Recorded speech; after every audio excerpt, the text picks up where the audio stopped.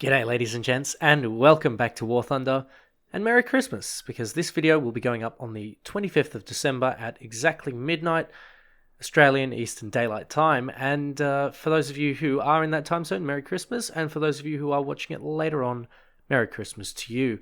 As I'm recording this, it is currently the 24th, it is like 3 in the morning, and I've just had this absolutely ridiculous game in an absolutely ridiculous tank. This is the EBR 1954, or the EBR 75, as some of you might know it from a game called World of Tanks that we shall not mention anymore. Actually, it is worth mentioning the EBR 75 in World of Tanks. Now, in that case, it has two modes, and one of those modes involves those sort of 4 central wheels, those little tireless wheels, if you will.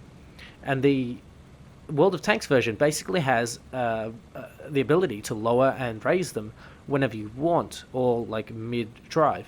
It gives you a bit better on-road performance from what I remember, and it also gives you a bit more speed. Now, when you put the wheels down, it gives you a lot more traction, but it doesn't give you as much mobility, and it gives you a couple other things. So basically, it's a trade-off. Now, in War Thunder, you can't currently do that. But I suppose that before this vehicle actually goes out to the live server, there are going to be, hopefully, fingers crossed, some changes to this vehicle that will hopefully balance it out a little bit better, make it a little bit more interesting mechanic-wise as well. There was another thing that I forgot to mention about the driver. Now, this particular tank has 2 drivers. If you look on the little model there, you'll see that there is one guy facing backwards and there is one guy facing forwards. Now, both of these are drivers, and they both have control of the driving capabilities. Now, if you get one of them knocked out, you are unable to drive at all, which I find quite annoying, and I think Gaijin should work towards making that a thing in game. Anyway, off to the gameplay here. This particular tank is, or this armored car rather, is a little bit ridiculous to say the least. It has 185 or 184 millimeters of flat pen at 10 meters, which basically means that you can penetrate just about everything, including the KV-1B at your battle rating, which to me is quite nice because the KV-1B is very tough and is a little bit under-tiered, as I would suggest. But honestly, having this much mobility at 4.3 is a little bit too much. Ideally, this tank should sit around the battle ratings of either 4.7 or 5.0. I would like to see it jump to 4.7 upon release, because at this point in time it is just very, very strong, a little bit too strong. I don't like to use the word overpowered or broken because they're quite strong terms, but this is just a little bit on the ridiculous side. So, what does this tank actually have? It's got a basically an AMX-13 turret on an interesting new chassis that hasn't actually come to the game yet. Now, it does have a fair bit of mobility, and I have used my mobility here and a little bit of smoke, as you saw in the beginning, to get myself up to this little spot here. This spot should be removed from this map. It is absolutely bullshit. It's quite frankly a broken spot, and I don't use that word lightly. You have a lot of line of sight, and you can control so many areas from this particular spot, with in some cases very few counters. For example, if you decided just to come along to the lower spots along this map, you would have to deal with them from a position where you can be fired at by more than 2 enemies. Now, of course, you do have that counter position across the way a little bit, where that AMX-13 M24 was standing, but honestly, this particular spot just has too many advantages and not enough disadvantages. It should either be a lot more open, so more trees and a bit more of a hill, I suppose, or a bit more flat alternatively, or it should be just removed completely. I understand what Gaijin's trying to go for here. They're trying to go for like a sneaky spot, but especially with those rocks on the edge, there are just too many advantages to poking over the ridge here and getting a couple of easy kills while your teammates are distracted. So with that out of the way, I'm basically looking for targets up here, and yes, I am kind of camping, and I get it. It's not really a worthy tactic, if you will, but I'm just going to make the most of it anyway. We can say strong tank, ridiculous spot, and we have here 4 kills.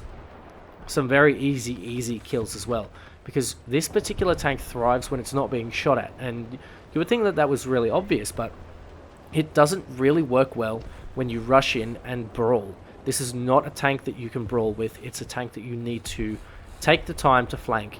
You need to take the time to find a position, and you need to make sure that you're not going to run into anyone head on. And that's the most important part about this tank. If you do not follow those and you end up finding someone head on, you're going to struggle, because not only is this gun not stabilized, it also bounces around a fair bit. And on top of that, it is extremely fast. So chances are you will be traveling quite quickly, and you won't have that chance to slow down, wait for the gun to stop, while, say, Panzer IV absolutely ruins you. Or, of course, a Sherman, which has a short stop stabilizer. Now, Shermans you'll find not particularly commonly at the moment, but you will find things that do have that short stop if you get put up against especially Americans. But also remember that there are plenty of captured premiums, or alternatively Lend-Lease vehicles that you will be facing that do have a short stop stabilizer. Most of them are Shermans, or they might be British. I actually haven't faced anything but Germans this particular run through, but I do expect fully to come across those in a little bit of time. Now, speaking of Germans, you will face the Panther and the Tiger in this particular tank. Now, I was lucky enough to not get any full up tiers. This thing is 4.3 at the moment, and it will go and see 5.3s. So what you have to make sure is that you do not end up in a front-on confrontation with a Tiger H1 or a Panther D, because those things will absolutely destroy you. Those guns are extremely powerful, and of course the armor in this case can be just enough in certain cases to absolutely nullify some of your shots if you don't place them well enough. Now, this particular gun is of course the gun that is found on the AMX-13, and I personally find this gun to be more than enough for battle rating 4.3. In fact, I find it kind of nice that it is in this battle rating solely because of the KV-1, not just the KV-1B, but the KV-1, I think it's the C.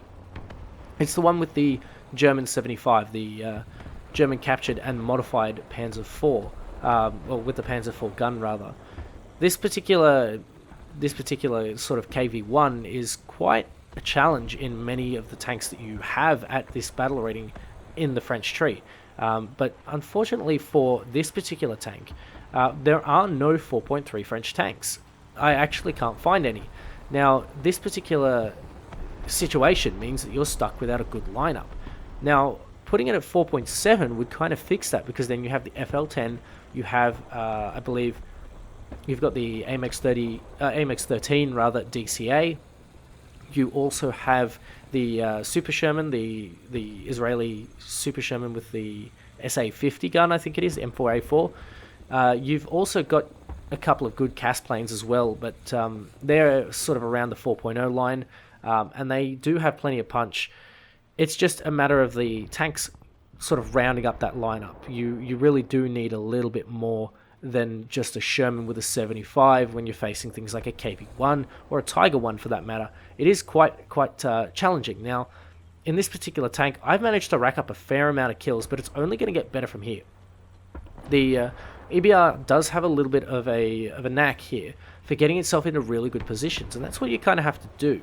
You have to sort of work out where the gunfire is coming from, work out where the enemies are coming from in terms of their general path, and then you've got to find a way along the side and make the most of that, or off to an angle where they're not looking or where they're exposed. A classic spot is up in Eastern Europe. There's a really good spot on top of the hill that overlooks the B cap, and that's where I like to go with this particular tank. I often get myself some really nice kills.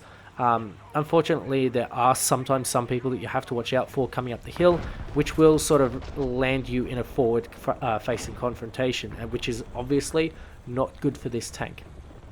Now, one thing that I haven't really talked about is survivability. This particular tank does not like taking a hit. I've been able to bounce a couple of very rare shots, but most of the time I get taken out in a single go, or eaten alive by some sort of SPAA, which is really not fun. Speaking of SPAA, there is a ZIS 43. Now, I don't know what I did there, but I didn't quite manage to penetrate. However, this Stug 3 does not stand a chance. This is just an absolute monster when it comes to its gun, and this is the thing that you really need to put into practice. You need to work its gun, which is the most important part of this tank. It really is a monster in the right hands, and that is just one of those things that you have to, I guess, utilize. Sadly, if you do get spotted, you will normally get taken out in a single shot. If you want to have a go at me for camping, that is a rat spot if I ever seen it myself. I have no idea where that is still to this day, and I'm just so confused. So, anyway, the EBR 75, should you keep it? I would 100% keep this thing, especially if you have French tree to grind out. It's good. It's insanely good, and in the right hands, it will make a really hard time for your opponents. However, I would hesitate to if you are sort of struggling, if you will. If you're not an experienced player, if you don't really know what you're doing, or you still need a bit more practice with the game, then you might want to consider selling it, or at least hanging on to it, but not consuming it straight away. Because the EBR, of course, it's not easy to use if you don't know what you're doing. If you know the spots, if you know where the enemies are coming from, and if you know how to sort of modify your technique, if you will, then you're going to have a very easy time playing this tank. However, if you don't really know what you're doing and you're kind of new to the game, maybe just hold on to the coupon for a little bit longer, see how the meta turns out, see what happens to the tank. Does it get buffed? Does it get nerfed? Well, only time will tell with that one. So maybe if you're not confident, hold on to it for a little while, and then maybe consider selling it on the Gaijin market. But if you are sort of a little bit experienced like me, and you would like to have something that is nice and fast to go with your, say, 4.7 French lineup, then I would highly recommend this particular vehicle. It is insanely strong in the right hands, and if you are those hands, then oh my god, you will have an excellent time with this tank. So, to round it up, we have, of course, our lovely little cast lineup. We have the P63C5, which is an absolute darling of mine. I adore the P63C5, not only in a cast role, but in an air superiority role. It is just a fantastic way to round out the lineup. And of course, you have the SB2C-5 Helldiver, which I have made a video on, albeit in AirRB. It is a fantastic vehicle, and again, I would highly recommend that one. 9 kills and 1 death, or 10 kills and 1 death, not too bad. Pretty insane vehicle. Anyway, ladies and gents, I hope you guys have a very Merry Christmas. Take it easy, spend some time with the familiars, with the family, and don't play too much War Thunder. Maybe play it when you get back from your grandparents' place, or whatever you like to do. That's what I'm going to be doing. I'm going to be heading down the coast to see my good old grandparents. Anyway, ladies and gents, I hope you have a very Merry Christmas. I hope you enjoyed the video. Take care, and I'll catch you next time.